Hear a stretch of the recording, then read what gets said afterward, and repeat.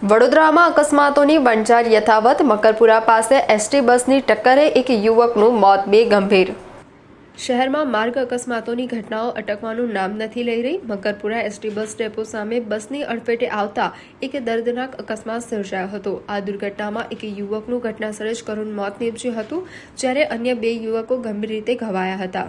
જાંબુઆ ગામ સામે આવેલા વુડાના મકાનમાં રહેતા 3 યુવકો અકસ્માતનો ભોગ બન્યા હતા, જેમાં હેમંત કમલેશભાઈ વસાવાનું સ્થળ પર જ મોત થયું હતું, જ્યારે મિલન વિજયભાઈ તડવી અને અનિકેત સુરેશભાઈ પરમાર ગંભીર રીતે ઇજાગ્રસ્ત થતા તેમને 108 એમ્બ્યુલન્સ મારફતે ત્વરિત સારવાર અર્થે હોસ્પિટલ ખસેડવામાં આવ્યા હતા।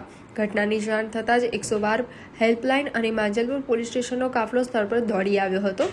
પોલીસે મૃતક હેમંત વસાવાના મૃતદેહને પોસ્ટમોર્ટમ માટે મોકલી આપી આગળની કાયદેસરની તપાસ હાથ ધરી છે।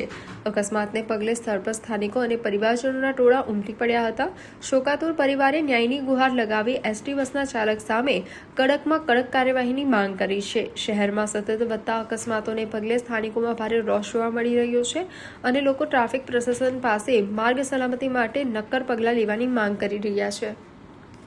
ઘટના એવી બની છે કે મારા છોકરાઓ અહીંયા હોસ્પિટલમાં એડમિટ છે। અત્યારે 3 છોકરા હતા, એમાં એક છોકરાનું મોત થઈ ગયું છે અને 2 છોકરા મારા ગંભીર હાલતમાં છે।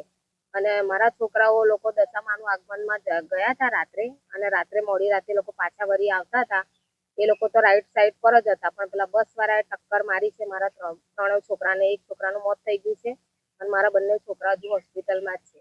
અમારી માંગ એક જ છે કે અમારા 3 છોકરાને ન્યાય મળવો જોઈએ। બસ ડેપો વાળો જ્યાં હોય ત્યાંથી એને પકડી લાવે અને એને સખ્ત સજા આલે, અને અમારા છોકરાઓને ન્યાય જુએ છે।